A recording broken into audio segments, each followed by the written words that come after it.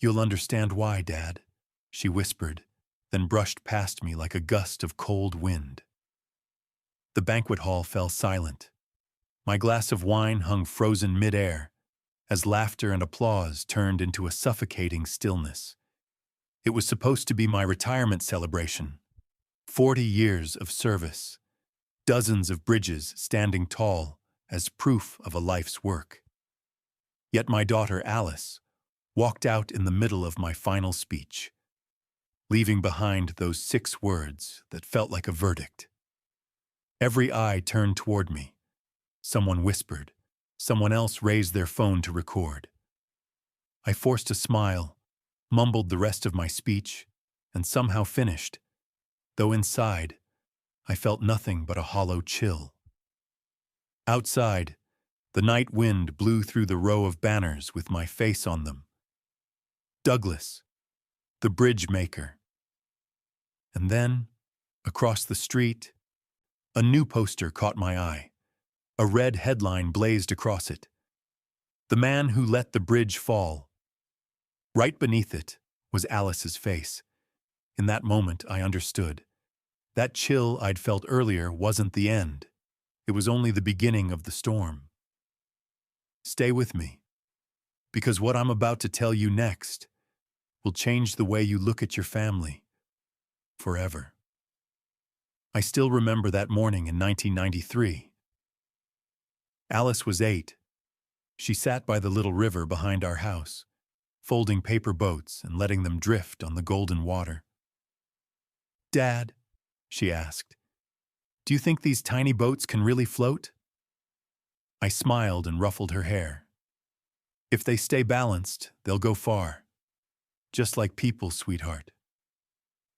She looked up, her eyes bright, clear, reflecting the sun. That look, so pure and trusting, made me forget every blueprint piled on my desk. My wife, Mildred, often watched us from the porch, smiling. "You always talk to her like she's grown up," she'd say.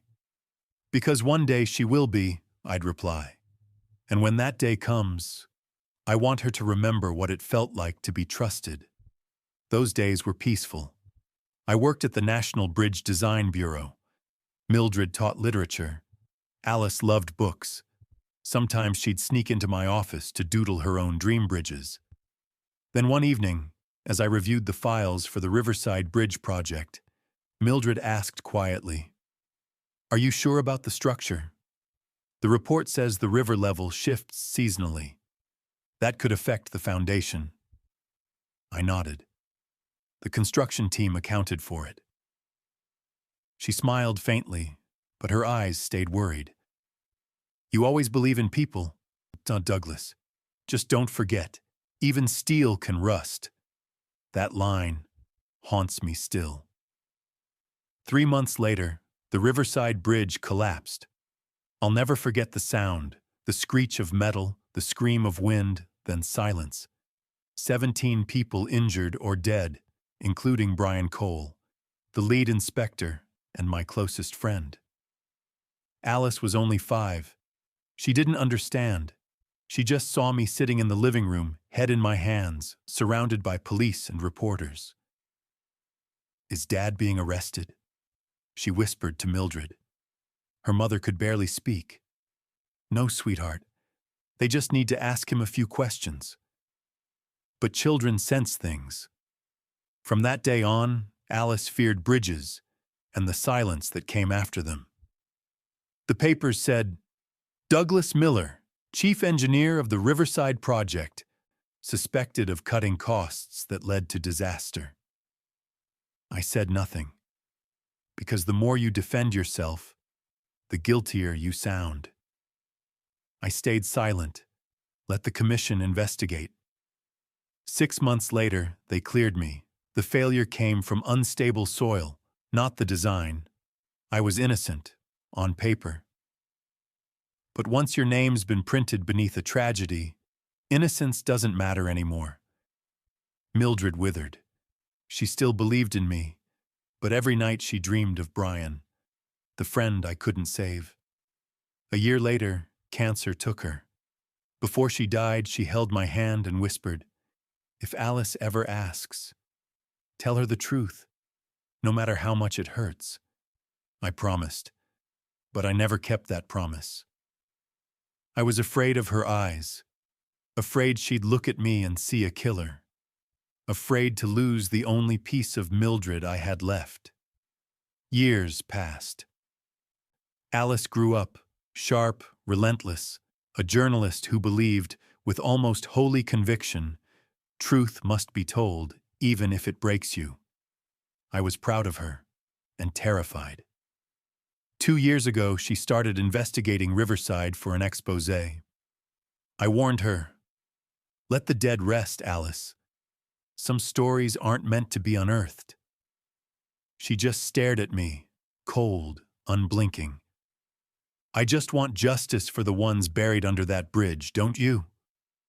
I turned away, pretending to be busy, but something inside me cracked that day. The little paper boat we once set afloat had finally lost its balance, and the wave was coming.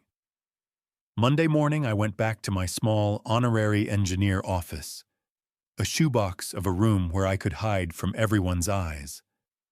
On my desk sat a plain manila envelope with no return address. Inside were 4 things: a city-issued film permit, a list of Riverside witnesses to be interviewed, a production schedule, and a photo of Alice shaking hands with a short-haired woman whose eyes were knives. Ava Sterling, the documentary producer famous for toppling monuments. My hand went cold. The corner of the photo had a bold headline, "Riverside, the Hidden Cut." I called Alice. "You filming Riverside?" I asked. Half a beat of silence then. "Yes." "Are you turning me into the villain?" Her voice was flat as ice. "I'm making the truth the lead." I hung up before my defense could form. In the hallway, I ran into Toby, a young engineer fresh on the job.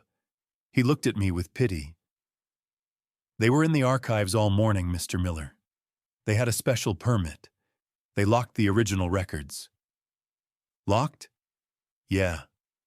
Said it was to preserve evidence while the crew digitizes it." At the archive, the roll-up door was sealed with red tape. A city clerk handed me a denial slip. "Pending media use. Access paused during digitization." "Who authorized this?" I asked. She shrugged.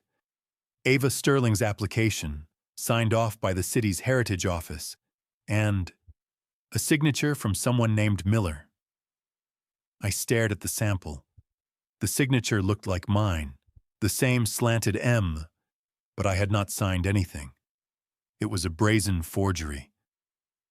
That afternoon, I found Alice at the newsroom cafe, hunched over a thick pad of notes and a folder labeled Construction Files, 1996-1999. I sat down. "The signature on the permit isn't yours." "I know," she said. "Ava sent someone to get your real signature this morning. I refused. But the city locked the archive based on the scanned copy anyway. Why didn't you tell me?" She sighed. "Because you'd try to stop the film.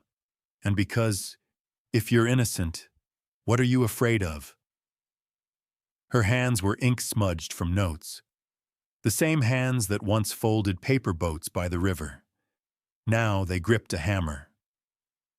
"Tonight we're interviewing Colleen, Brian's widow," Alice said. "She'll talk about the fights he had the week the bridge fell." That hit like a pin. That week I'd argued with Brian about the foundation piles. I wanted stronger, more resilient material. Brian said the budget wouldn't allow it. Somebody upstream had pulled the plug. I banged the table, demanded a halt. The work kept going. "You'll hear both sides, Dad," Alice finished. "But I won't ignore signs of fraud." I left as dusk pooled across the street. A stranger bumped me at the curb, pressed a black USB into my palm and whispered, "You don't know me, but if you want to survive, listen to Town Hall 1998 Wave. And watch out for Ava. She's not making films to find the truth. She's making films to pick a scapegoat. Before I could ask who he was gone. The USB held a short recording, chairs scraping, paper rustling, then Brian's voice. If you don't sign this through, they'll replace you. Ava's got a media pitch to paint you as the coward who stalled the project. Ava. In 1998, she was a junior reporter. So this thread stretches back 27 years. I looked up. Rain started. The next day, the paper ran a starter story quoting an internal source. Receipts show a cheaper steel purchase paid out of an account linked to Douglas M. The piece ran a photo of an invoice for $38,640 for a batch of grade B pipe instead of grade A. The approver, D. Miller. I printed the article and went to the old finance warehouse where paper records sat. Hector, the custodian, frowned when he saw me. That's odd. You didn't sign with D. Miller back then. You used DM-17. Exactly. And this stamp. He squinted at the photocopy. That's a rubber stamp from 2001. They didn't use this in 1998. I photographed everything and texted Alice. Stamp postdates the disaster. Approval code wrong. Check originals. 20 minutes later. Scene. That evening, Ava messaged me for the first time. Mr. Miller, I respect your work. The public needs answers. Please do a 1-hour on-camera interview. If you refuse, the film will run without your voice. I agreed to meet her in a rented studio. The lights were interrogation bright. Ava sat across from me with a thin smile. Have you ever taken grease money? She asked. No. Have you ever approved substandard materials? No. Did you argue with Brian about pausing construction and lose? I asked them to stop. I didn't have the authority to force it. Then who did? The one with the key to the vault. Ava raised an eyebrow, signaled her assistant. Note that. Then she pushed. We have an invoice for $38,640 signed D. Miller. Explain. That stamp didn't exist until 3 years later. My approval code was DM-17 then, not D. Miller. It's forged. Amateur work. Ava didn't blink. As if she'd anticipated that. She switched tack. There's a recording of a closed meeting where Brian says, Douglas turned a blind eye. I slid the USB toward her. I have a tape too. Brian saying Ava pitched media to blame anyone who resisted. In '98, who were you? For a flicker of a second, Ava's composure cracked. She recovered. People don't like conspiracies. They like a tidy story. A hero falls because of greed. The interview ended with a promise to consider my side. Leaving the studio, a pack of cameras ambushed me on the sidewalk. Do you regret killing Brian? One shouted. Did you take money to downgrade materials?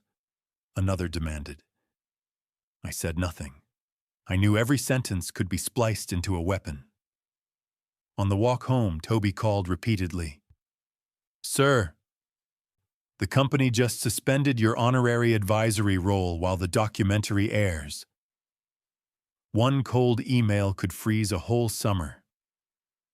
That night, Alice knocked on the door, rain soaking her hair, clutching a paper boat someone had slipped into our mailbox. Dad, she said softly, if the invoice is fake, why would anyone stage it? Because the truth will make them lose everything, I said. Who's they? The people in the middle, finance and legal, squeezed between Irwin Steele and the city office, and maybe a young reporter looking for a launch pad back then.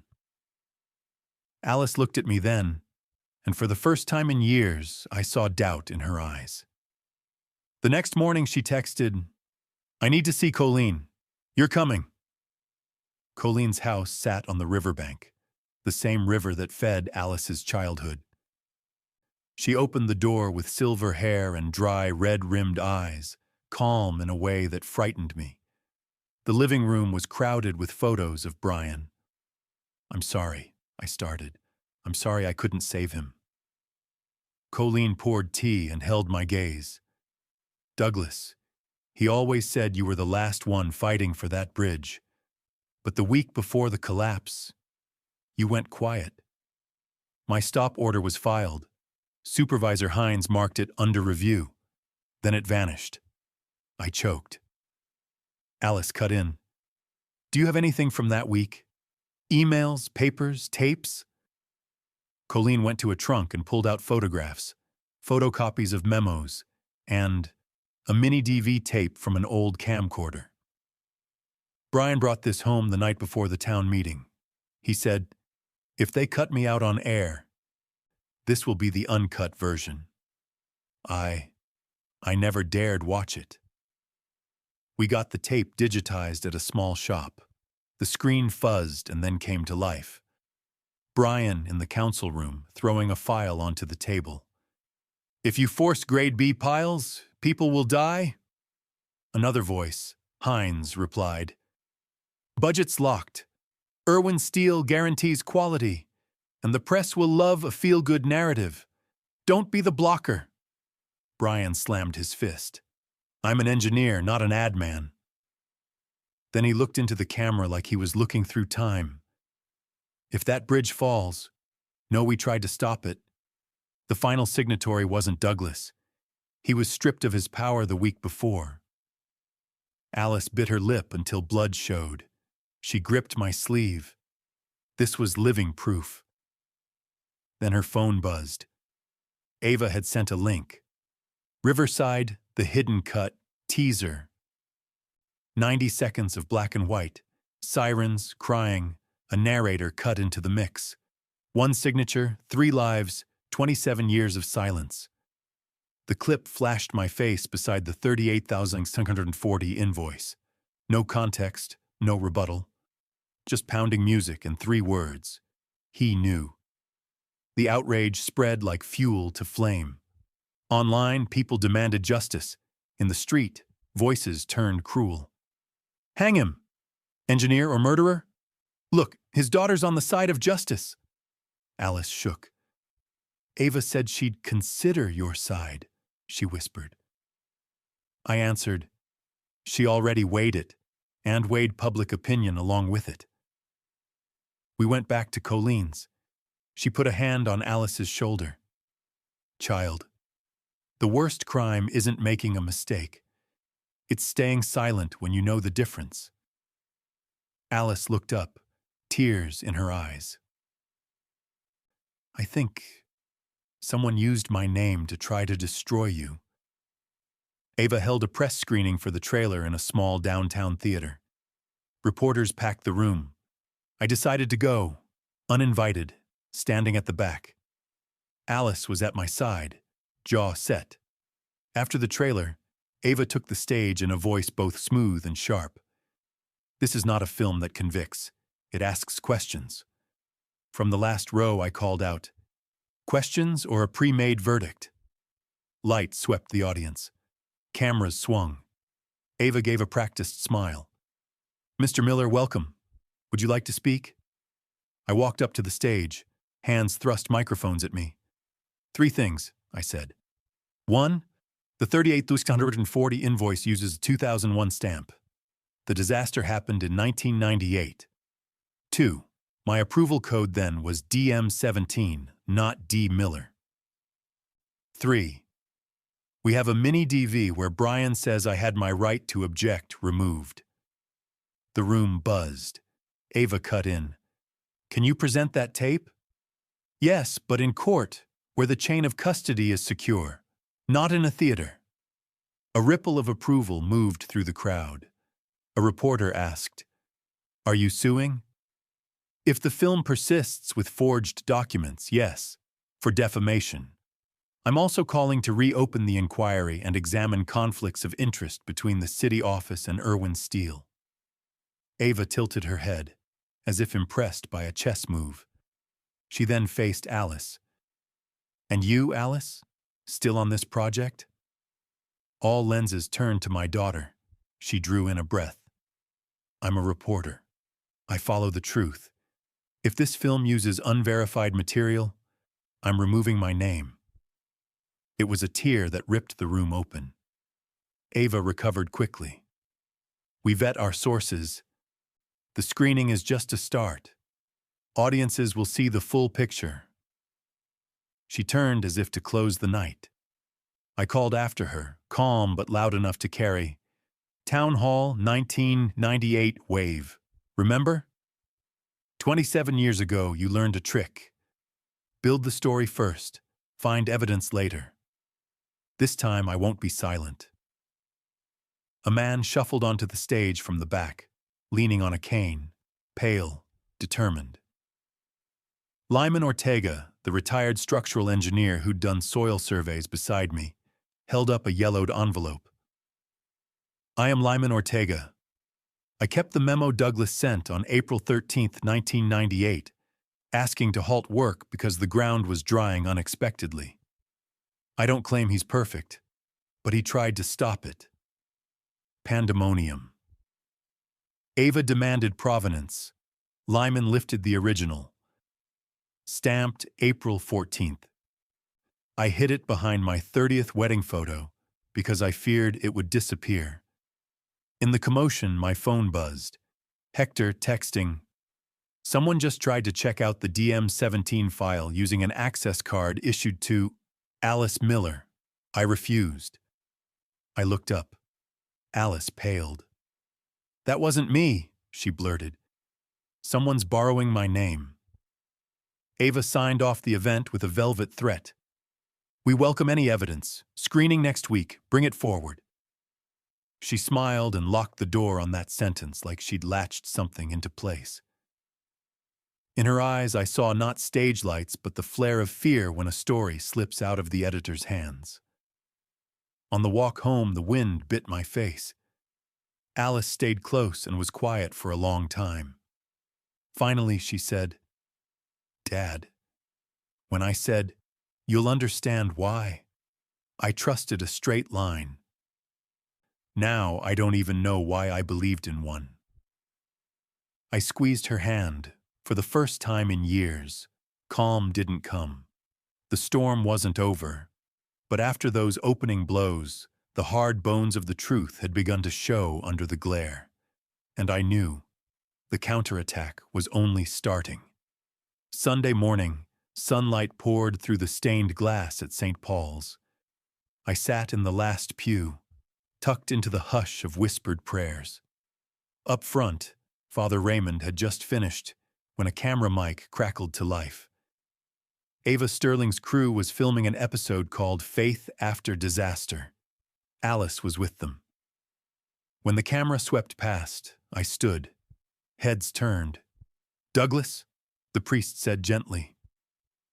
I walked the center aisle, slow, every stare like a blade. Ava flicked her hand at the cameraman. "Keep rolling, real beats scripted." I took the mic, my voice rough. "I'm not here to beg forgiveness. I'm here to remind us of what we forgot. When the truth gets sliced up, faith collapses like a bridge." A ripple of murmurs washed over the nave. I looked straight into the lens. In 1998, I filed to halt construction. They pushed me off the project. Then the bridge fell. I stayed silent, thinking that silence would spare kids like Alice from carrying a name smeared by blame. But silence is a sin, too.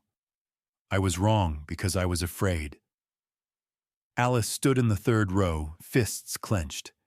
Ava slipped a mic toward me. "So you admit you bear responsibility?" "I take responsibility for what I didn't say," I answered. "The killing belongs to those who traded human lives for cheaper steel." The air tightened. Father Raymond stepped forward and set a hand on my shoulder. "Son, the truth finds its way home. Today, you opened the door." Ava watched, something flickering in her eyes, then turned and whispered to her assistant, "This goes in trailer number 2. Title it, 'A Father Confesses in Church.'" Alice came close. voice low. What are you doing? She'll twist it. Let her, I said, smiling. Pull a reel too tight and the film snaps. 2 days later, Ava held a second press conference, a production update. It was a declaration of war. The room was packed. On stage, Ava wore a white suit. Beside her stood Alice, still believed by the public to be a co-author of the film. We're not here to convict anyone, Ava began. We're asking questions the system refuses to ask. I rose in the crowd. What's your question then? She zeroed in. Why didn't you speak for 27 years? Because people believe what they want, I said. But I'll speak now, not for me, for the dead who never got to defend themselves. A reporter cut in. Is it true you received $100,000 from the Riverside Project Fund? I gave a thin smile. Yes. Severance for being terminated early, not a kickback. The contract spells it out. Ava pounced. But you admit you took money. I admit I accepted what the contract owed me, I said. That's called due process. I raised a folder. Here it is. Termination agreement dated May 20th, 1998. Legal stamp, auditor certification. Another reporter. Do you have proof documents were forged? I do, and I'll hand it to a court, not to a movie. Sparse applause broke out. For the first time, I saw Alice's eyes waver between two shores, her job and her blood. As it ended, I heard her whisper to Ava, You say this is about truth, but you're carving truth into pieces. Ava smiled without turning. You forget, Alice. Audiences don't pay for truth. They pay for feeling. I stepped out into the rain, the drops like needles on my skin. I knew this fight was leaving the screen. It was time for the law to speak. That night, when I got home, Alice was waiting in the living room. Warm lamplight laid over her face, angry and shaking. Dad, she started, I'm sorry. For the article? I asked. Or for trusting them more than me? Both. Silence. Only the clock ticking. I didn't know Ava was tied to Irwin Steele, she said at last. They're financing the film. I thought, if we told everything, people would finally understand you. I let out a dry laugh. You believed justice shines on its own. You forgot. Sometimes that light comes from a fire. Her head dropped, her voice caught. I want to help you get your name back. You don't need to, I said. A name isn't reclaimed. It either lives or it's dead. What I need now is for the truth to survive. She looked up. Then what are you going to do? I'm filing suit. And this time I'm not hiding behind silence. Alice stood like a weight had slid off her shoulders. I'll stand with you. I took her hand. No, Alice. Stand with the truth. If it isn't on my side, let me fall. But if it is, protect it, she cried. I'd never seen her that fragile. Outside, the first thunder of the season rolled long and low, the drum beat announcing the next round of our counterattack. The next morning, I pulled on my old coat and stepped out with a heart like stone. The house felt strange, everything in its place. The paper boat on the shelf, the ticking clock. But the whispers on the street had shifted from curiosity to condemnation. I headed to my longtime attorney, Marcus Hale, a man with a jaw that locks when he smells a con. Marcus skimmed the file. His eyes flashed.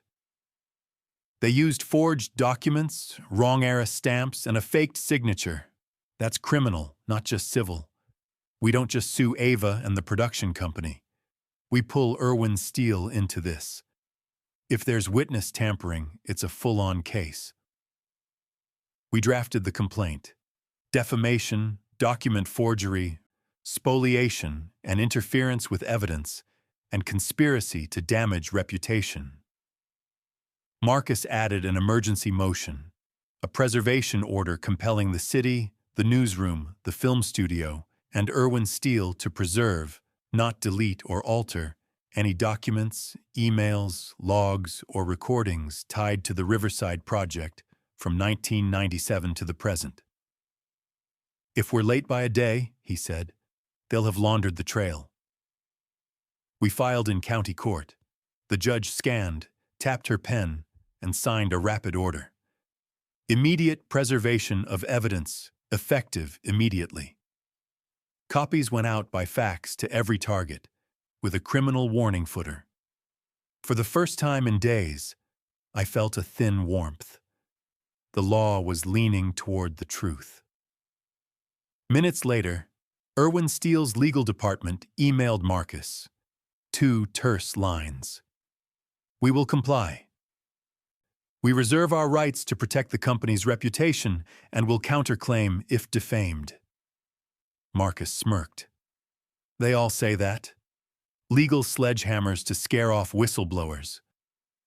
Week 1 seemed to tilt our way until Marcus called near midnight, rattled. "Problem. Our independent auditor says a key witness changed her statement. Colleen, Brian's widow, says someone offered her money to stay quiet." My throat closed. Colleen, keeper of the mini DV tape, was the one I trusted. Marcus continued. "She received an envelope to keep her son's life peaceful, a forged sign-off, an offer of $40,000 and some legal consideration if she walked back her testimony. We moved immediately for bank subpoenas on Irwin Steele accounts and any film project funding. They'll use a cutout, Marcus said. A charity, a subsidiary, even a PR shop. We follow every dollar. In the transfers, a curious chain surfaced. June 2nd, 2025, $40,000 from Irwin Communications LLC, a subsidiary at Irwin's address, into an account under C. Harper. 2 days later, $39,000 forwarded to Colleen M., with a memo line reading Promo Chachach Expenses. The timestamps, transaction IDs, and a login IP geolocated to the newsroom, where Ava often worked, lit up the ledger like a heat map. Marcus slapped the printouts on the table. "Direct bribery trail. We've got a line." I stared at the numbers the way you study a map, each pin pointing to a larger hand, a hand that hides itself with cash. Discovery widened the crack. Marcus compelled internal emails from Ava's studio. One hidden attachment, Final Cut Notes 1998 doc, edited as edit v3.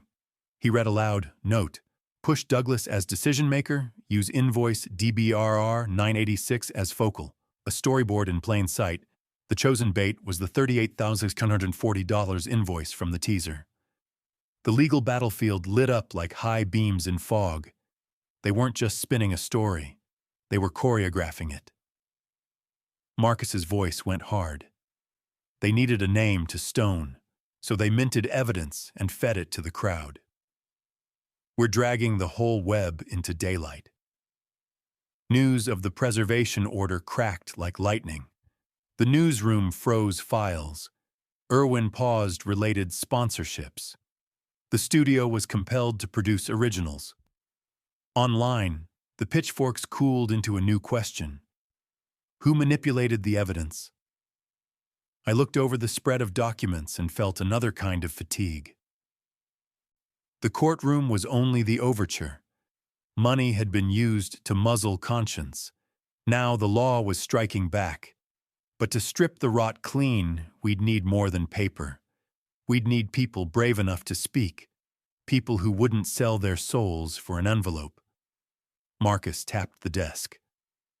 "Witness list, Douglas. We'll issue more subpoenas, and if Colleen walks, we release the transfer records. The public deserves to know who opened their wallet, not just who froze in silence." I nodded. Outside, the city had gone dark. The film billboards still flickered. But in our small office, the rustle of pages and the rattle of keys stoked another kind of fire, the fire of a legal investigation. By 10:14 a.m., the preservation order had yanked the city to a dead stop. From City Hall to the newsroom, from the construction archive to Ava's studio, everything locked down. Emails auto-backup to quarantine, hard drives sealed, security cameras flipped to write once. Within 2 hours, 4 teams from the court-martial's office rotated through. 1, the Heritage Office. 2, the County Records Archive. 3, the newsroom where Alice worked. 4, Ava's rented studio. People whispered, "Must be filthy if they're sealing it all." Marcus called, "Good news. Judge extended the order 30 days, appointed a neutral evidence custodian." Bad news. Irwin just hired a big law firm. Counterattack incoming. What kind? First media, then in-house, find a fall guy. Sure enough, an hour later, Irwin announced, "We support transparency. Gregory Hines, Chief of Finance, is suspended pending review." The name jolted me cold. Hines, the man who sat on my 1998 stop request, was now the sacrificial fish. I took no pleasure. Corporations save themselves by tossing one big body so the school can keep swimming. Alice texted me a screenshot, leaked email between Hines and Irwin Communications. Increase PR budget for film project. Goal, frame for individual responsibility. Prioritize easily illustrable documents. Include DBRR 986. Her note matches the $38,640 invoice. My reply, share with Marcus only, no one else. As data froze, pressure shifted to flesh and blood. Colleen called, voice shaking. 2 men are outside my house. They won't come in, just stand there. One called me pretty lady and told me to think about your son's future. Call 911, I said. Turn on your porch cam. It's dead, she whispered. Worked this morning. Marcus jumped on the line. Stay inside. Don't open the door. I'm moving for a protective order. They know I have the tape, she said. They want me to say I remembered wrong. You're not alone, I told her. Meanwhile, Lyman Ortega sent Marcus a handwritten statement with his original memo attached. By evening, his daughter was crying on the phone. They threatened to sue him for releasing confidential materials. Said his pension could be adjusted over some old filing error if he doesn't retract.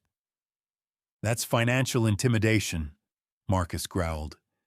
Give me the caller's info. They just said compliance office at Irwin, she said. Blocked number. I'm filing a motion for sanctions, Marcus told me.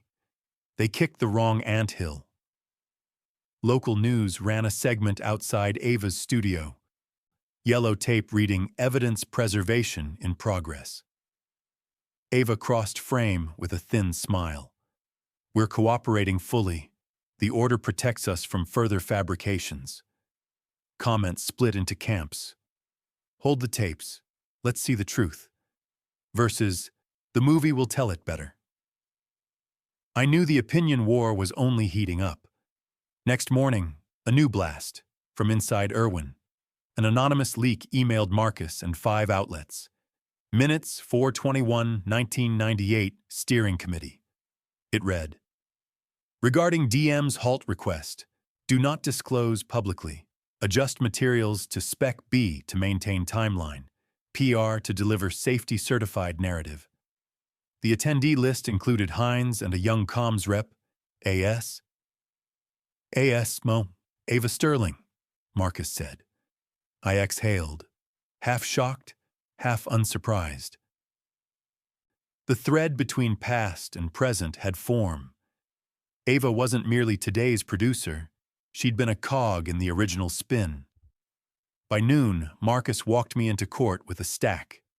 The $40,000 wire, the leaked minutes, the Hines-Irwin-Com emails, and motions for protective orders for Colleen and Lyman. The judge peered over her glasses. any further witness interference, and I'll grant no contact orders barring Irwin and the film team, including through intermediaries. Leaving court, we passed Irwin's lobby. Inside, employees were arguing. A middle-aged woman snapped, "We cannot keep burning people to save the brand." A red-tied man hissed, "You want the whole department fired?" They startled when they saw us. The man slammed the glass door. Marcus grinned. "Smell that, Douglas? Cracks. Water finds cracks." That afternoon, the newsroom received a limited search order. Forensic snapshots of servers with Riverside project folders. The editor-in-chief fumed. "We're journalists, not an evidence locker," and signed anyway. Alice quietly gathered her box. Interview notes, stamp comparisons, photos of the suspect invoice. She sealed them in a big envelope, hand-labeled, "To court only." She texted, "I choose court, not anyone else." I replied, "I choose the truth, and I choose you." Late evening, Colleen called again, calmer. "They're gone. Police came by, asked some questions. I'm sticking with my statement. If they want the tape, they'll have to go through me." My throat burned. "Brian didn't die so people could keep lying," she added softly. "Neither will I." The city throbbed with traffic, but inside frozen servers, data lay still as ice, and inside people, the fire took. The vice was still tightening, but links in the chain were starting to squeal. One more torque, and it would snap, the whole web dropping to the floor in plain view. The order didn't just freeze files, it iced the money machine. Smaller backers fled like bees from a shaken hive at the word investigation. The film's sponsor list, local charities, small businesses, and funds connected to Irwin Communications, started to thin. When documents showed the money line from an Irwin subsidiary, several major backers embraced transparency by yanking their commitments on the spot. Marcus fired the next shot. He petitioned to temporarily freeze accounts tied to the film project and for an independent audit tracing every Riverside dollar from 1997 to now. The judge agreed. When bribery is suspected, money is often the cleanest witness. Irwin couldn't deny the flows. Banking records tracked funds through shell companies, some of it into a creative fund Ava had approved back when she worked PR. The CFO, pale as paper, met the board in emergency session. In that glass room, whispers fell like rain. If we go public, shares drop. If we hide it, charges multiply. An older director rapped the table. "We cannot trade lives for stock price." The board split. One bloc wanted to crush the court orders. Another pushed to disclose and brace for impact. The cracks weren't just metaphor. They were balance sheet cracks. Long-term profit projects flipping into short-term liabilities as partners pulled out. As word leaked, a major shareholder started dumping shares, triggering a reflex panic. While Irwin fought numbers, Marcus fortified the law. He asked the court to appoint a neutral escrow to take custody of all originals. Colleen's mini-DV, the Town Hall 1998 WAV, Lyman's memo, and the studio's backup drives. Escrow wasn't a sleepy formality. It was a fortress. A forensic firm was appointed. Every party had 48 hours to surrender originals under sealed chain of custody. Ava balked.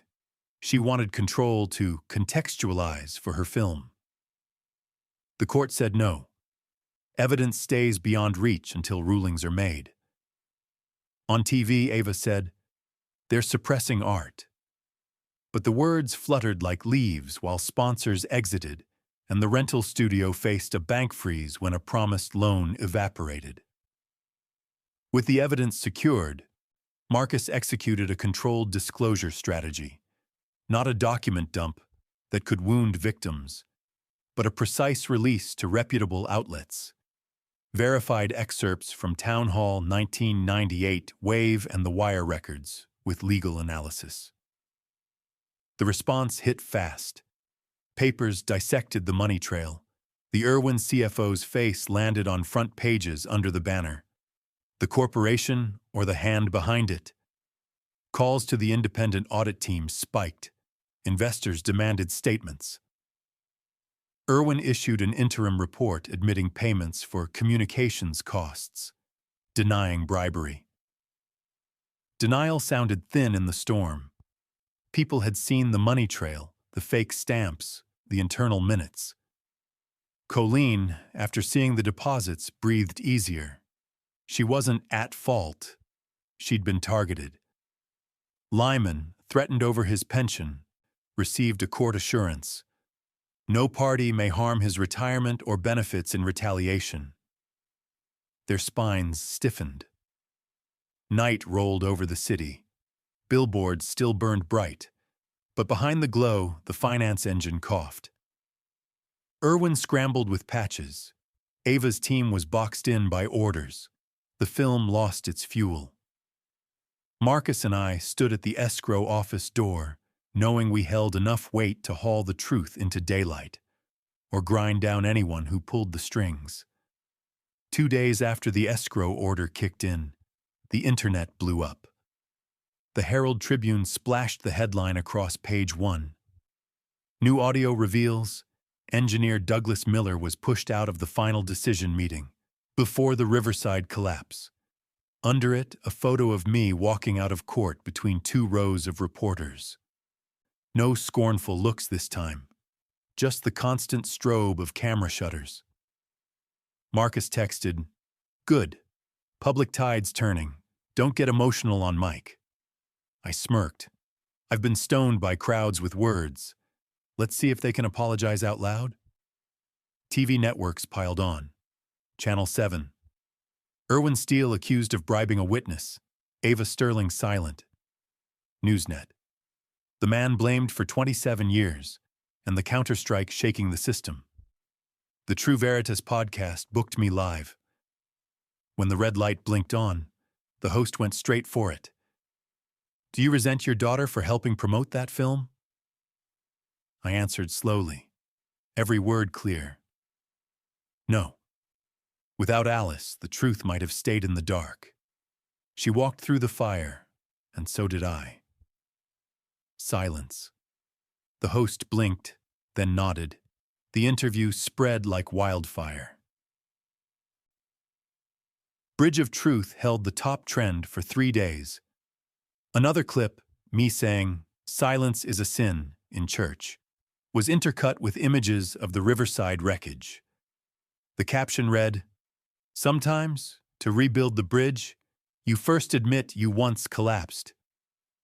Irwin scrambled. Their PR firm pushed a 3-minute safety legacy video about 70 years of national contributions. The comments turned into a battlefield. What legacy, rusted steel or human blood?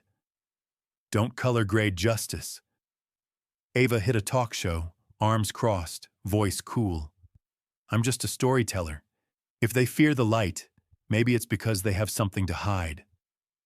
But this time, the room didn't clap. One voice cut through. "You call rigging a story storytelling?" Alice watched it all from her small apartment, message after message. She texted me, "I'm sorry I let them use me." I wrote back, "No one uses you if you never forget who you are. They only borrow your faith for a while." For the first time in years, the crowd began doing what justice had been late to do: question those in power, and listen to the one who'd been mute. A week later, national broadcast aired a primetime special. Riverside, 27 years later. The anchor opened. This is no longer about a bridge. It's about trust and how it gets sold. The screen split. Left side, Ava at an old press conference. Right side, Brian Cole on that mini DV saying, The final signatory was not Douglas Miller. He'd been stripped of his right to object. The country paused. Twitter detonated. A new hashtag rose.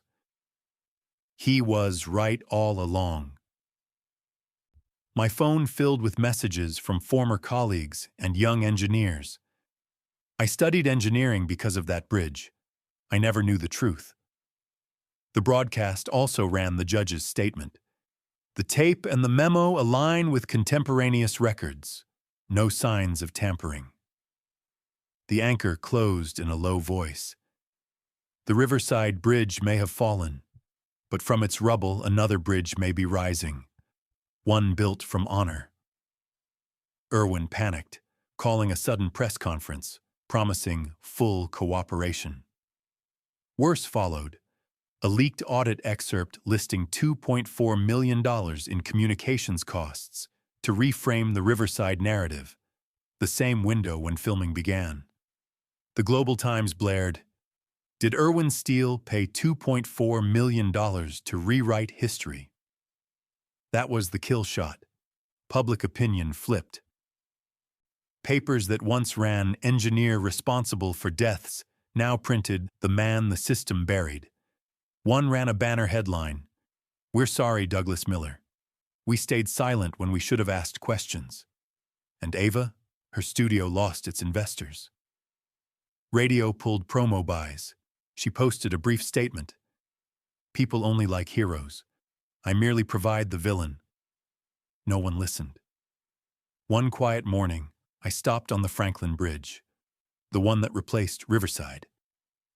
A few young people were laying flowers along the rail. They recognized me. "Sir," a girl said, "thank you for not staying silent." I nodded. Nothing more needed. Back home, Alice was waiting. She set a folder on the table. These are the original April '98 meeting minutes. I found them in the old municipal archive, stamped by the city's records office. I picked it up. A red diagonal stamp. "Do not disclose publicly." And Heinz's signature. "I want to hand it to the court myself," she said quietly. That afternoon, she, Marcus, and I stepped out of the courthouse into cameras, lights, and shouts. But no one asked, "Are you guilty?" They called out, "Mr. Miller, has the real bridge been rebuilt?" I looked around and answered slowly, "The bridge isn't over the river. It's between us." The clip went everywhere, not because I said something grand, but because people saw this. A man once branded a villain can stand upright and forgive. 3 days later, Ava announced her company's dissolution. One paper quoted her last interview. "I learned not every truth brings fame. Some truths only make you smaller." Irwin was ordered to restructure. Their file went to the National Integrity Commission. Heinz, suspended, turned cooperating witness, confirming the chain of directives. The case moved toward its final trial, where the law would finish what the public had already judged. Inside me, something else finished too. The fury burned out, leaving another kind of quiet. Not the hush of guilt, but the peace that follows it. The Franklin County Courthouse was packed to the doors. Reporters had lined up since dawn. Today, the public trial of Douglas Miller versus Irwin Steele and Ava Sterling was about to begin. On the plaintiff's side, me and Marcus. On the defense, the Crane and Lord law firm for Irwin, and Ava sitting low in her chair, eyes sharp but tired. Judge Harper, famous for his restraint, opened. "This court does not merely examine a case of defamation. It examines a chain of conduct, fabrication, manipulation, and distortion of truth." The room fell silent. Third row, Alice, hands clasped. Her eyes trembled, but there was pride in them. Marcus laid out the chain piece by piece. The 1998 collapse, the buried meeting minutes, Brian Cole's tape, the The $38,640 invoice with the wrong stamp. The $40,000 payoff to Colleen. Then he raised the black USB. This is the original recording, Town Hall 1998 Wave. Metadata authentic to 1998, unaltered. It proves my client, Douglas Miller, was stripped of his right to object before the bridge fell. Defense jumped up. That audio isn't verified by a government lab. Marcus countered. We have the court-appointed forensic certificate. Submitted now. An officer carried a sealed envelope to the bench. The judge opened it, scanned, and read. Verified. No alteration. Creation date April 14, 1998. Admitted. A low ripple spread through the gallery. Marcus pressed play on the mini-DV footage. Brian's voice echoed through static. If the bridge falls, know that Douglas tried to stop it. He was forced out. The room froze. Ava turned away, eyes shut. Attorney Crane managed. That's hearsay. One deceased man's word. Marcus smiled faintly. A dead man has no reason to lie. He held up Lyman's preserved memo. April 13, 1998. Request to halt project due to soil dehydration.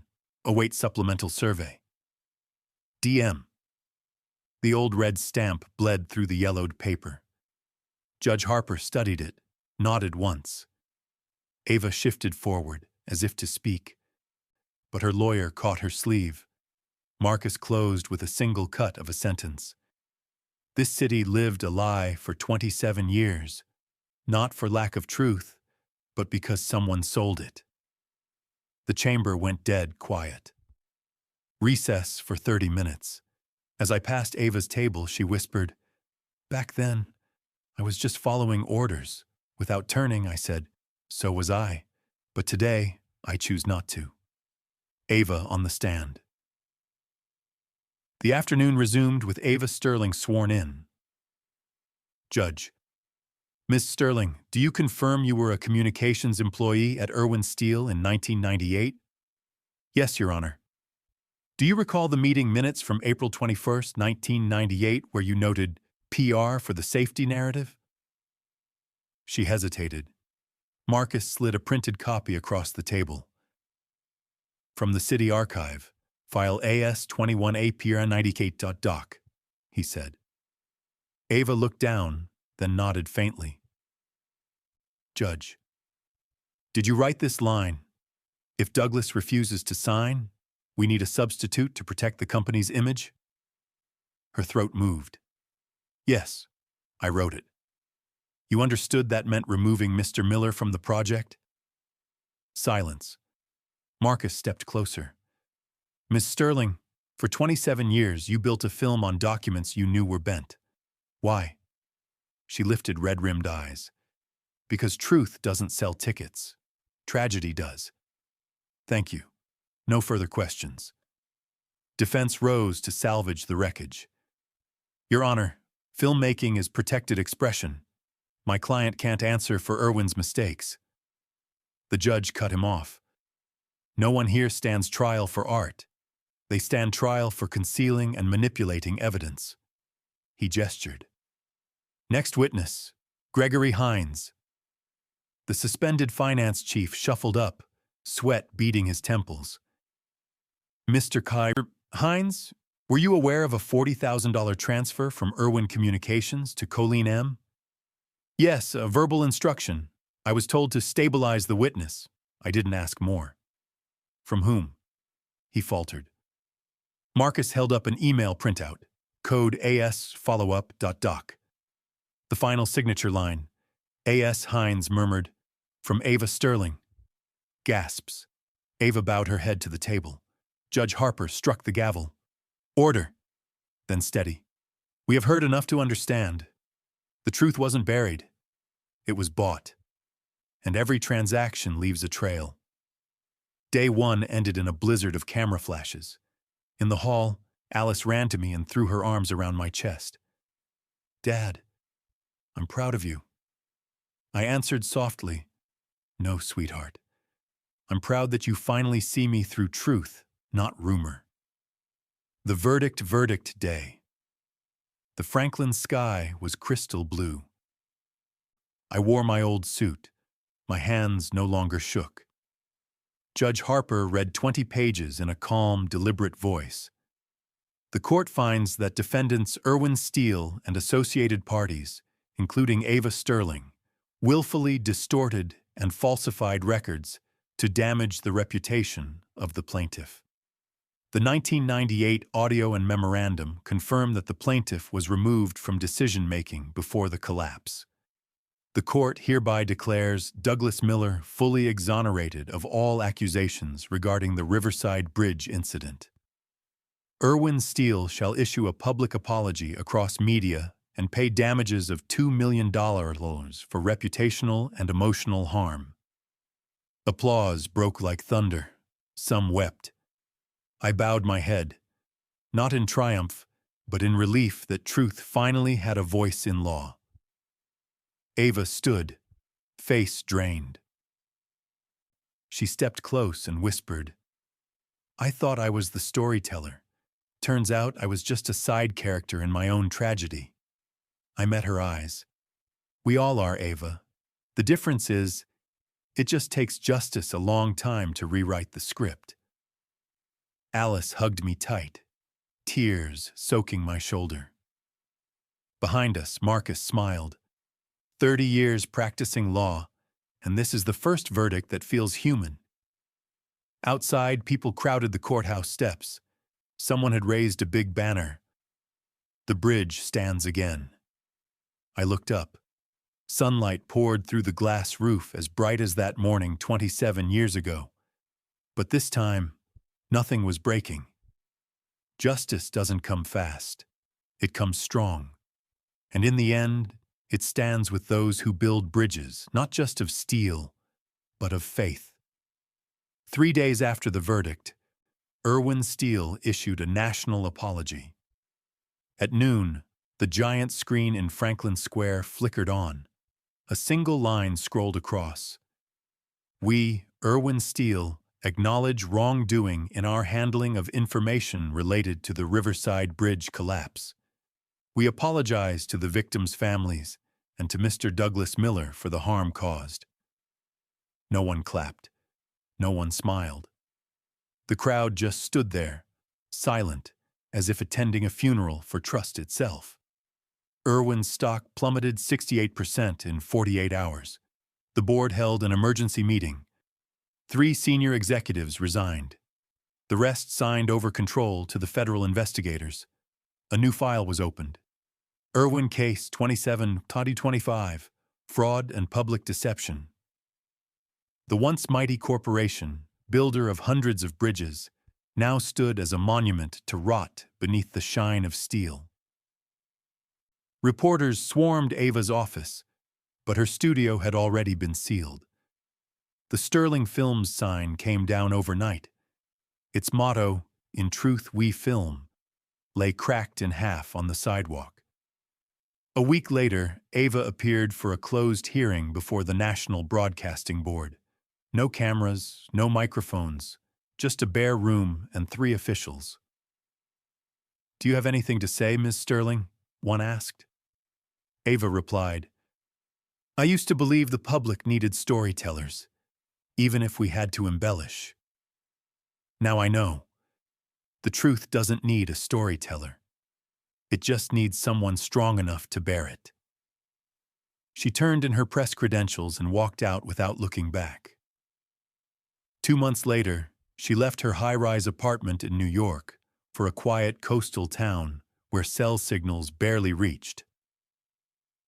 Rumor had it she opened a small cafe called The Bridge. Every morning, she lit a single candle by the door. A film student who once visited said, "She never talks about the past. She only asks, 'Is the coffee bitter enough?'" A question that sounded like penance. Back in Franklin, the financial investigation peeled away the last layers of the old web. They uncovered nearly $2.4 million funneled into 5 safety awareness media projects, each timed with a construction accident. Names once toasted at the Riverside dedication now echoed in subpoenas. One man hanged himself in his garage.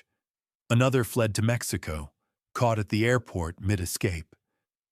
The news didn't bring satisfaction, only a chill.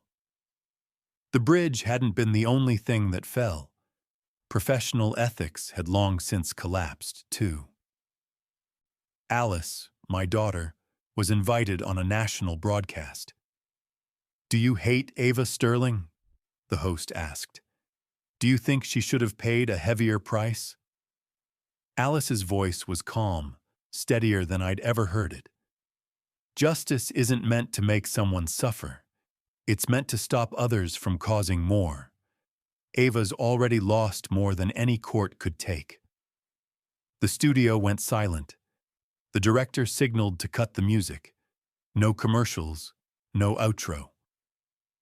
Soon after, Alice began her own project.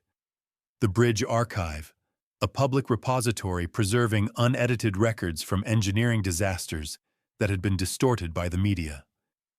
Her mission statement read, "This is where every log, every bit of noise, stays intact.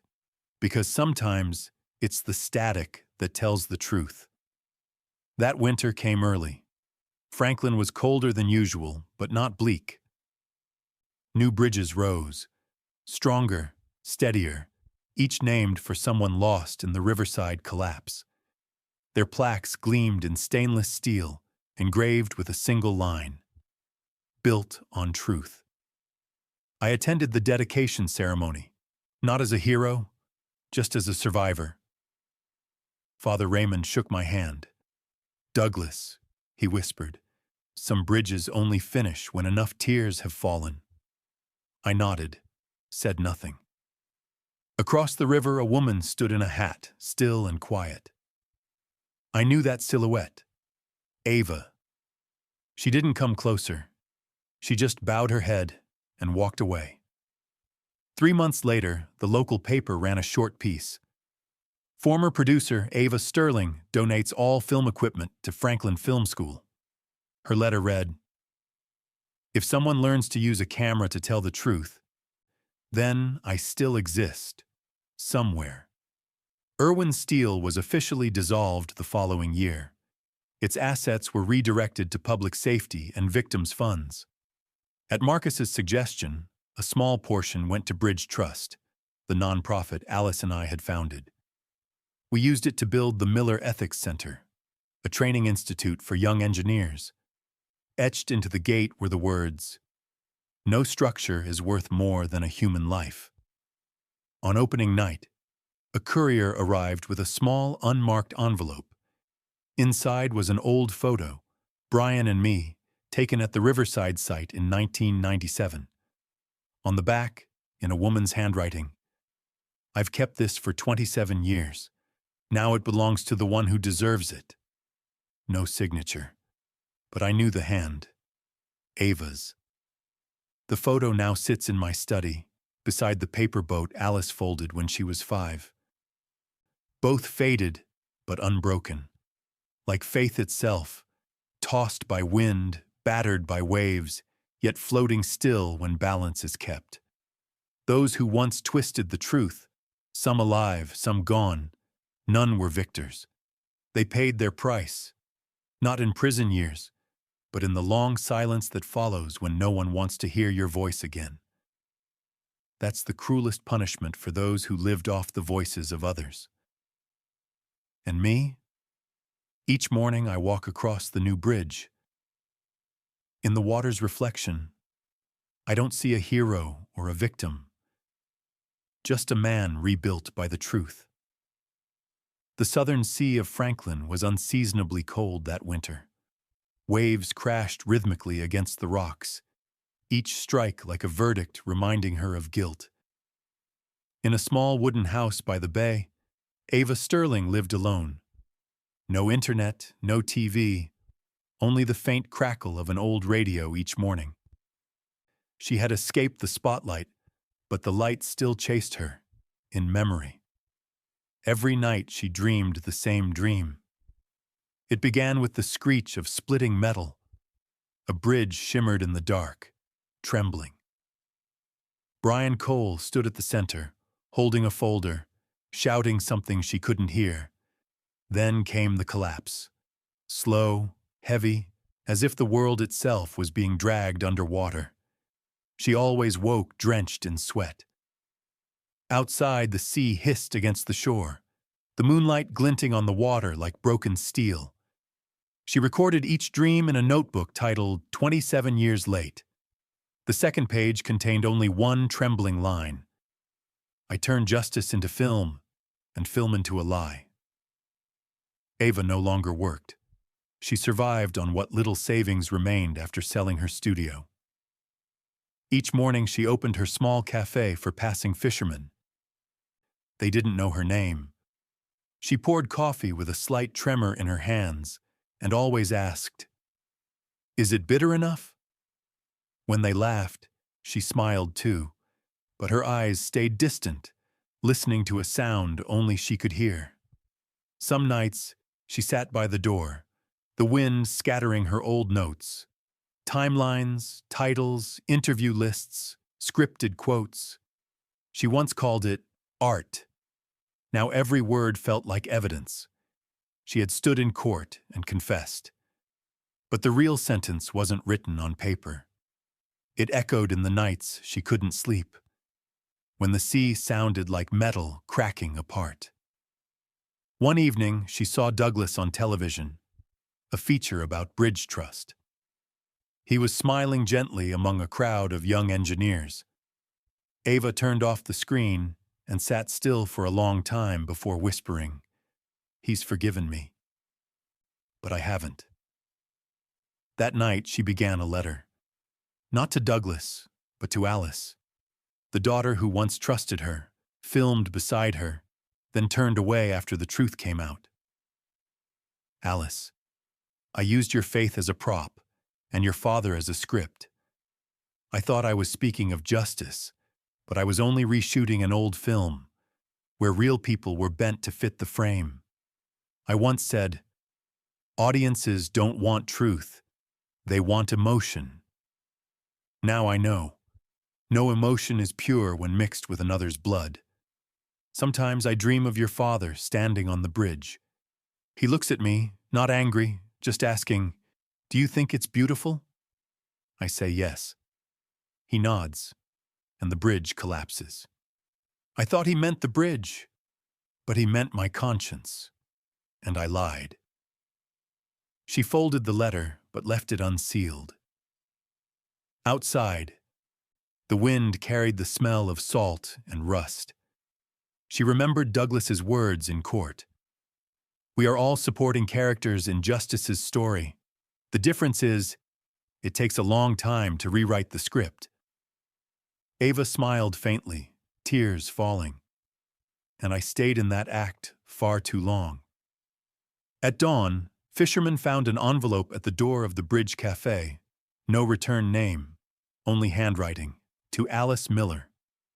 Inside was the letter Ava had written for 3 nights, and a small silver USB. Alice, I don't ask for forgiveness. Forgiveness is fire, and I've burned all my wood making meaningless things. But I want you to know, this drive holds the uncut footage of Riverside, the hidden cut. The scenes I removed, like when you asked me, if my father's innocent, would you still show this film? And the moment I stayed silent. Now I'm ready to let it speak. Release it if you wish. Last week I met a small-town priest in Franklin. He said, sometimes God doesn't need you to kneel to repent, only to stop at the right moment. Maybe stopping is the last right thing I can do.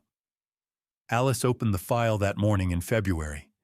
Inside was the raw footage, Douglas's trembling answers, Ava's hesitant eyes behind the camera.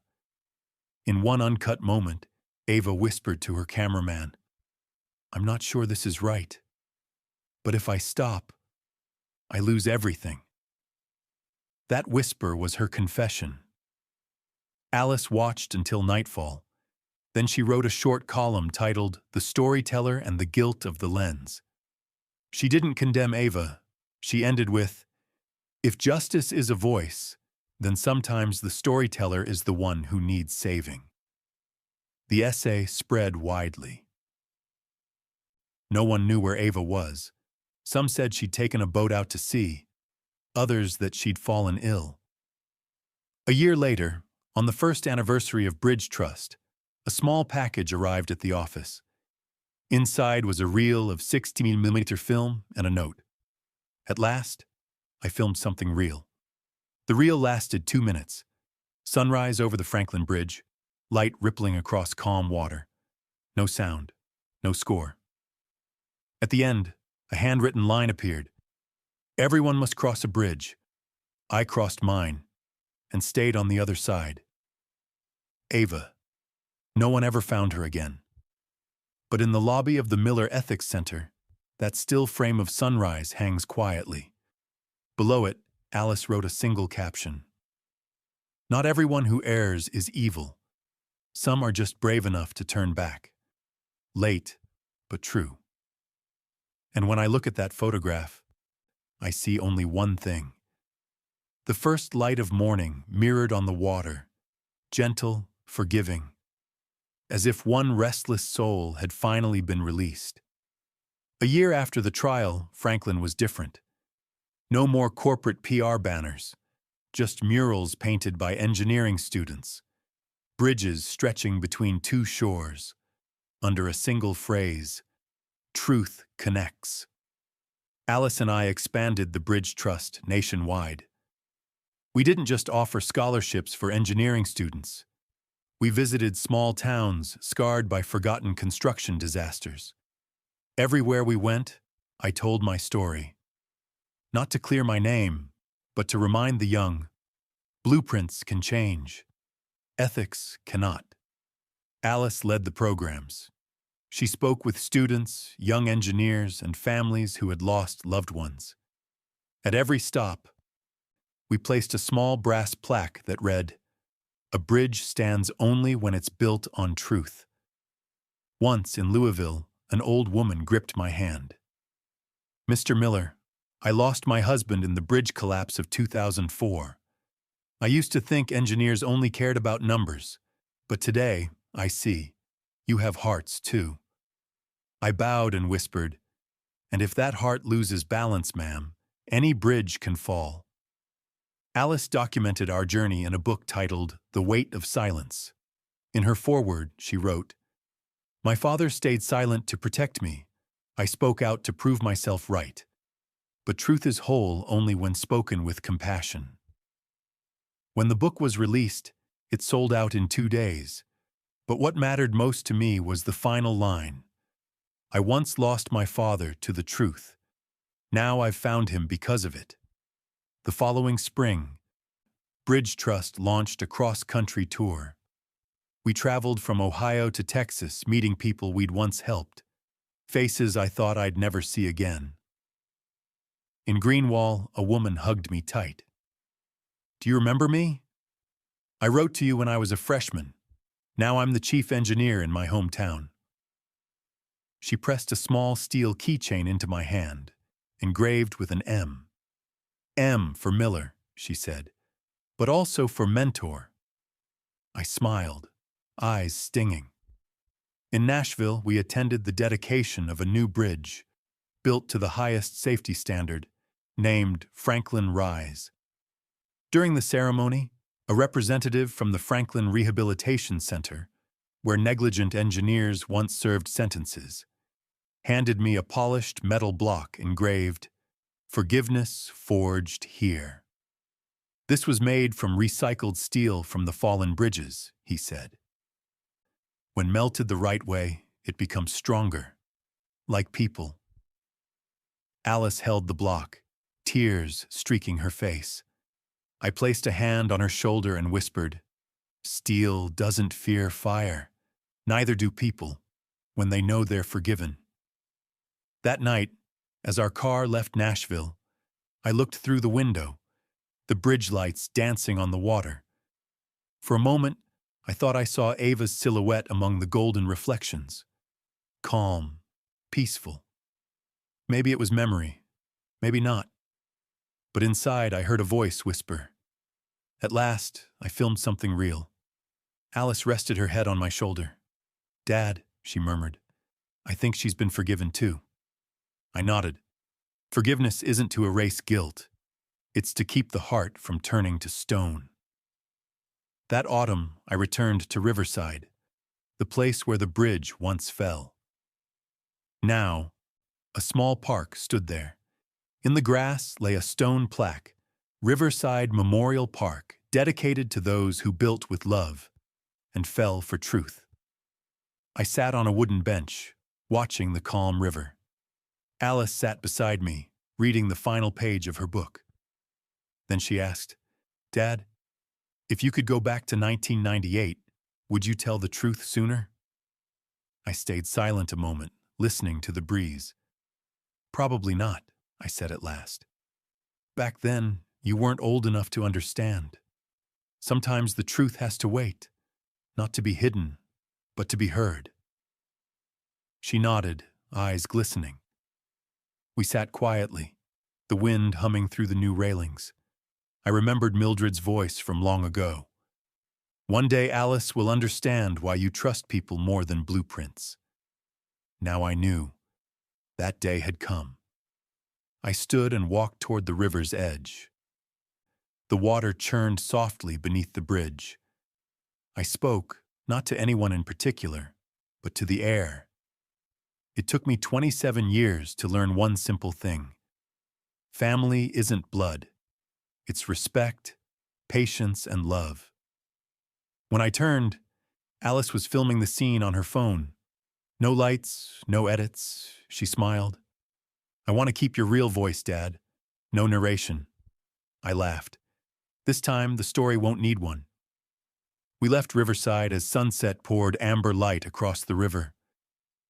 Alice still carried the paper boat I'd folded long ago. She set it gently on the water. The current took it, steady, balanced, like a promise that it would keep going. I watched it drift away and whispered, just loud enough for the wind to carry. Bridges may fall, reputations may break, but humanity never does. If Douglas and Alice's story reminds you that justice is never too late and family never runs out, stay with us for what comes next. Because what waits ahead may make you believe even more deeply in the quiet miracle called forgiveness.